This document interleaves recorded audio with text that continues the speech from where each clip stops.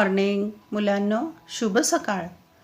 मराठी युवक भारती इयत्ता 11वी हा विषय आपण अभ्यासाला घेतलेला आहे आणि भाग क्रमांक 5 व्याकरण हा घटक अभ्यासाला घेतला आहे. या घटकामधील उपघटक क्रमांक 1 शब्दशक्ती आज आपण अभ्यासणार आहोत. माणसांचे परस्परातील व्यवहार भाषेच्या माध्यमातून चालतात. भाषेच्या माध्यमातूनच साहित्याची निर्मिती होते. दोन्ही ठिकाणची भाषा परिणामकारक व वैशिष्ट्यपूर्ण असते. जसा चित्रकाराचा अनुभव रंगांमधून, गायकाचा अनुभव सुरांमधून, तसा लेखकाचा अनुभव शब्दांमधून व्यक्त होतो. संदेश, भावना, विचार यांची देवाणघेवाण होण्यासाठी व त्याची प्रभावी अभिव्यक्ती होण्यासाठी योग्य, सूचक आणि पोषक शब्दांची योजना करावी लागते. अनेक शब्दांमधून योग्य शब्दांची निवड करण्याची क्षमता माणसात असायला हवी. तिचा अचूक वापर करण्याची कौशल्य त्याला ज्ञात असायला हवीत. यासाठी शब्दशक्तीची ओळख करून घेणं आवश्यक आहे. आणि आपण आपल्या मनातील विचार, भावना, कल्पना या भाषेच्या सहाय्याने व्यक्त करतो. अक्षर, शब्द, वाक्य हे भाषेचे वेगवेगळे घटक आहेत. अक्षरांच्या अर्थपूर्ण क्रमाला शब्द म्हणतात. प्रत्येक शब्दाला अर्थ असतो आणि भावना प्रकट करण्यासाठी योग्य शब्दांची निवड करावी लागते. आणि या शब्दांच्या अंगामध्ये एक अर्थ प्रकट करण्याची शक्ती असते. तिलाच शब्दशक्ती असं म्हणतात. आता या शब्दशक्तीची ओळख आपण करून घेऊया. खालील वाक्यांचे काळजीपूर्वक वाचन करून त्यांचे निरीक्षण करा. 1. मी आज मोठा दगड पाहिला. 2. त्यांचे बोलणे म्हणजे काळ्या दगडावरची रेघ. 3. माझ्या मना दगड बन. प्रस्तुत वाक्यांच्या निरीक्षणानंतर असे लक्षात येईल की प्रत्येक वाक्यात दगड हा शब्द आहे. प्रत्येक वाक्यातील दगड शब्दाचा अर्थ दगड हाच असला तरी या शब्दात मूळ अर्थाव्यतिरिक्त वेगळा अर्थ संदर्भाने प्रकट करण्याचे विशिष्ट प्रकारचे सामर्थ्य आहे. या शब्दांच्या सामर्थ्यालाच शब्दशक्ती असे म्हणतात. शब्दांच्या अंगी एकूण 3 प्रकारच्या शक्ती असतात. 1. अभिधा, 2. लक्षणा आणि 3. व्यंजना. पहा, आपण 3 वाक्य पाहिली इथे. मी आज मोठा दगड पाहिला, इथे दगड शब्द आहे. त्याचे बोलणे म्हणजे काळ्या दगडावरची रेघ, इथे पण दगड शब्द आहे. माझ्या मनात दगड बन, दगड इथे पण शब्द आहे. पण या 3ही वाक्यांच्या मध्ये दगड तोच आहे, परंतु अर्थ मात्र वेगवेगळा आहे संदर्भानुसार येणारा. या शक्तीला, शब्दाच्या या वेगवेगळा अर्थ प्रकट करण्याच्या शक्तीला शब्दशक्ती म्हणतात. आणि त्याचे 3 प्रकार: 1. अभिधा, 2. लक्षणा आणि 3. व्यंजना. या प्रकारांचा आपण आता सविस्तरपणे अभ्यास करूया. 1. वरील 3ही उदाहरणातून आपल्याला असे लक्षात येते की पहिल्या वाक्यातील दगड शब्द उच्चारल्याबरोबर त्याचा शब्दशः अर्थ कळतो. पहिल्या वाक्यात दगड म्हणजे ठराविक आकाराची एक जड वस्तू. हा अर्थ व्यक्त करण्याची शब्दाची ही जी शक्ती आहे तिला अभिधा शक्ती असे म्हणतात. मी आज मोठा दगड पाहिला. हा ठराविक जड आकाराची वस्तू एक आपल्या समोर स्पष्ट होते आणि ही जी शक्ती आहे तिला म्हणायचं अभिधा शक्ती. अभिधा शक्तीची वैशिष्ट्ये आपण पाहूया. ही शब्दाची पहिली शक्ती आहे. वाचल्याबरोबर शब्दशः अर्थ कळतो. तो अर्थ शब्दकोशातही असतो. अभिधा शक्तीच्या सहाय्याने प्रकट होणाऱ्या या अर्थाला वाच्यार्थ म्हणतात. वाच्यार्थाला मुख्यार्थ असं देखील म्हणतात. हे लक्षात ठेवायचं आहे. अभिधा शक्तीच्या सहाय्याने प्रकट होणाऱ्या अर्थाला वाच्यार्थ किंवा मुख्यार्थ असं म्हणतात. वाक्य वाचलं, शब्द वाचला की शब्दशः अर्थ आपल्याला कळतो आणि तो अर्थ शब्दकोशात सुद्धा दिलेला असतो. म्हणून त्याला म्हणायचं अभिधा शक्ती. उदाहरणार्थ मी वाघ पाहिला, आमच्याकडे एक मांजर आहे वगैरे. त्या शब्दाचा तोच ठराविक अर्थ, विशिष्ट अर्थ स्पष्ट करण्याची ही शक्ती, त्याला म्हणायचं अभिधा शक्ती. दुसरी शक्ती आहे लक्षणा. दुसऱ्या वाक्यातील काळ्या दगडावरची रेघ हा शब्दसमूह दगडावर काढलेली रेघ या वाच्यार्थाबरोबरच त्याचे बोलणे कधीही नष्ट न होणारे किंवा कायमस्वरूपी टिकणारे असा दुसरा अर्थ सूचित करतो. म्हणजे शब्दशः अर्थ न घेता त्याच्याशी सुसंगत असलेला असा दुसरा अर्थ घ्यावा लागतो. दुसरा अर्थ सूचित करण्याच्या शब्दाच्या या शक्तीला लक्षणा असे म्हणतात. लक्षणा शक्तीची वैशिष्ट्ये. 1. दुसरा अर्थ सूचित होतो. बहुतेक वेळी मूळ अर्थाला बाधा येते. मूळ अर्थ उपयोगी पडत नाही, संदर्भाने जुळवलेला दुसरा अर्थ घ्यावा लागतो. लक्षणा शक्तीच्या सहाय्याने प्रकट होणाऱ्या या अर्थाला लक्षार्थ असे म्हणतात. पहा, उदाहरण घेऊ आपण यावरचं.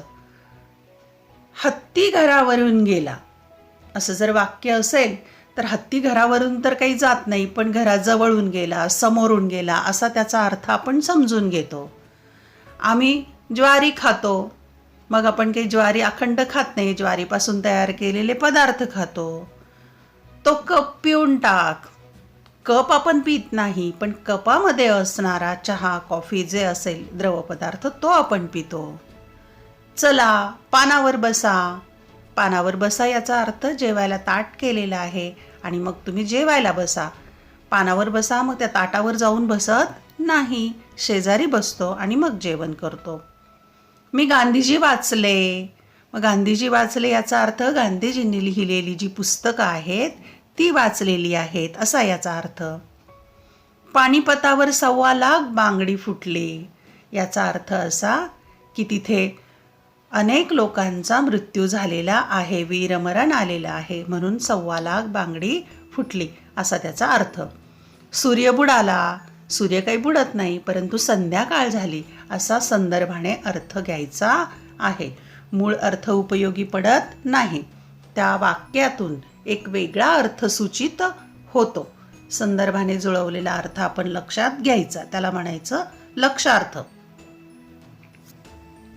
तिसरी शक्ती आहे व्यंजना.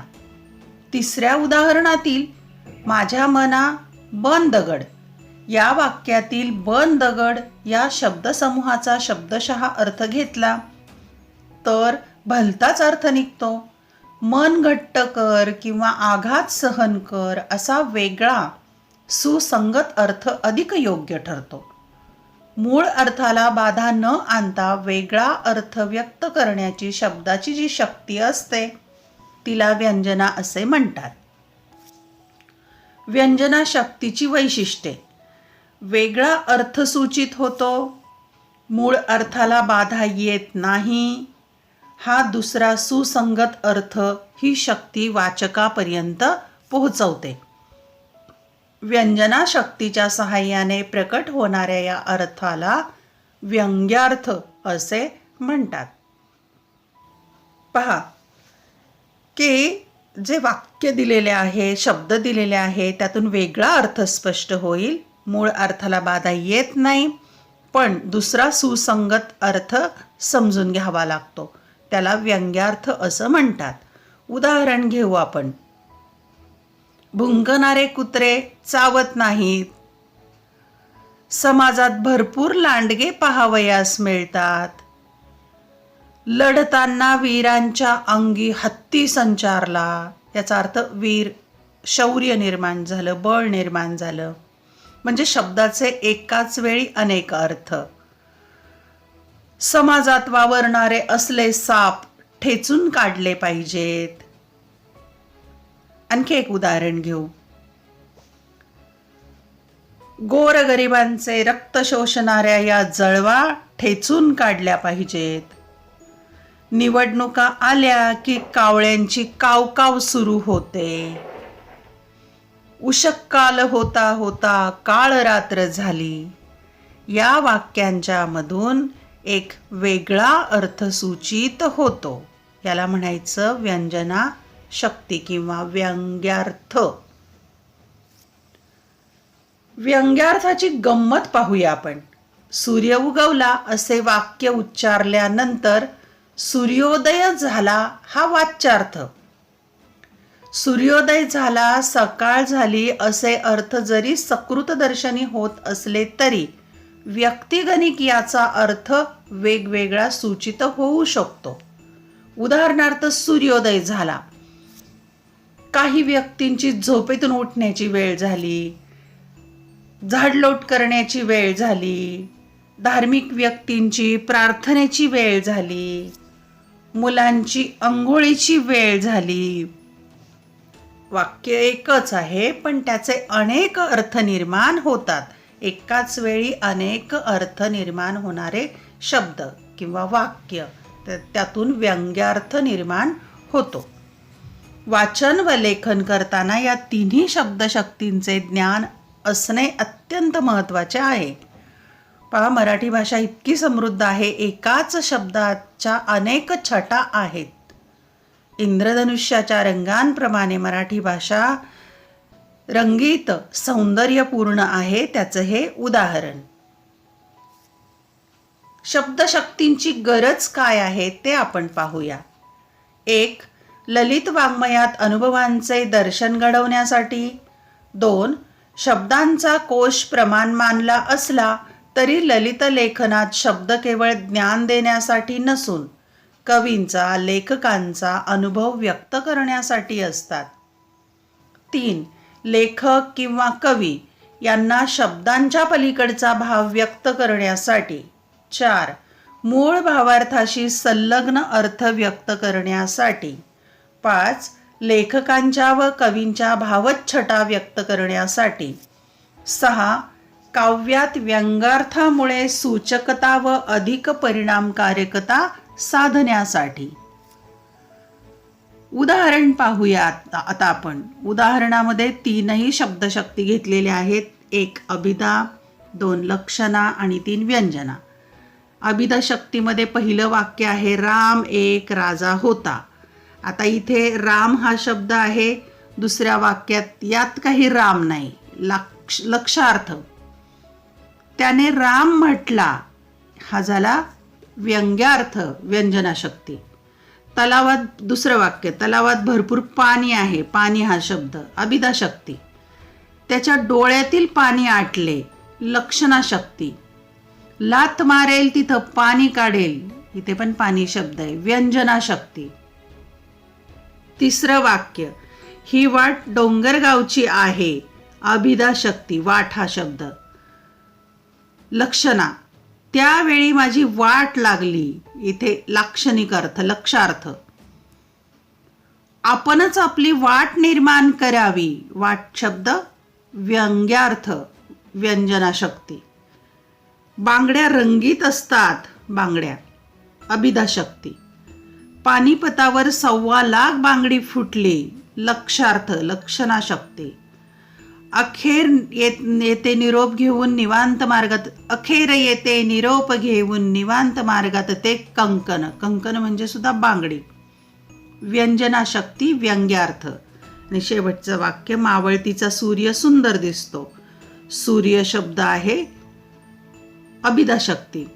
सूर्य अस्ताला गेला, लक्षार्थ, लक्षणा शक्ती. त्याच्या जीवनाचा सूर्य अस्ताला गेला, व्यंजना शक्ती, व्यंग्यार्थ. एकच शब्द, त्याच्या अनेक छटा, ती शब्दशक्ती. कृती सोडवूया आपण. 1. सूचनेनुसार सोडवा. मी वि. स. खांडेकर वाचले या वाक्यातील लक्षार्थ लिहा. अ. मी वि. स. खांडेकर यांना पाहिले. आ. मी वि. स. खांडेकर यांच्याशी बोललो. मी वि स खांडेकर यांचे साहित्य वाचले. अचूक पर्याय आहे मी वि स खांडेकर यांचे साहित्य वाचले. 2. मूळ शब्दशक्ती टिंबटिंब आहेत. 1, 4, 3. याचं अचूक उत्तर आहे 3. तिसरं वाक्य, निवडणुका आल्या की कावळ्यांची कावकाव सुरू होते. या वाक्यातील शब्दशक्ती लिहा. अभिधा, लक्षणा, व्यंजना. अचूक उत्तर आहे व्यंजना. पुढची कृती पाहूया. 4. आपल्या भोवती वावरणाऱ्या कोल्ह्यांपासून दूरच राहावे. या वाक्यातील कोल्हा या शब्दातून व्यक्त होणारा लक्षार्थ. जंगलातील धूर्त प्राणी, मळ्यातील मका खाणारा, धूर्त माणसे. याचं अचूक उत्तर आहे धूर्त माणसे, त्यांना आपण कोल्हा म्हणतो. 5. घरावरून मिरवणूक गेली. या वाक्यातील शब्दशक्ती लिहा. अभिधा, लक्षणा, व्यंजना. अचूक उत्तर आहे लक्षणा. लाक्षणिक अर्थ आपण विचारात घेतो. 6. मी एक लांडगा पाहिला. या वाक्यातील शब्दशक्ती लिहा. अभिधा शक्ती. शब्दशः अर्थ इथे व्यक्त होतो. 7. समाजातील असले साप ठेचलेच पाहिजेत. या वाक्यातील शब्दशक्ती लिहा. लक्षणा, व्यंजना, अभिधा. यातील शब्दशक्ती आहे व्यंजना. खालील तक्ते पूर्ण करा. अ. शब्दशक्ती ओळखा. अनुक्रम नंबर दिलेला आहे, शब्द दिलेला आहे, वाक्य दिलेले आहेत आणि शब्दशक्ती रकाने 4 आहेत. त्यामध्ये शब्दाचा रकाना रिकामा आहे आणि शब्दशक्तीचा रिकामा आहे. वाक्य दिलेलं आहे, आपण त्यातला शब्द ओळखायचा आणि शक्ती ओळखायची. पहिलं वाक्य, मी निबंध लिहिला. शब्द आहे निबंध. शब्दशक्ती अभिधा. वाच्यार्थ लक्षात येतो इथे. 2. त्याच्या मनात काहूर माजले. शब्द आहे माजले आणि शक्ती आहे लक्षणा. लक्षार्थ विचारात घेतो इथे. 3. ताजमहाल सुंदर आहे. शब्द ताजमहाल आणि शब्दशक्ती अभिधा. 4. फारच शहाणी आहेस तू. शहाणी शब्द. शब्दशक्ती व्यंजना. 5.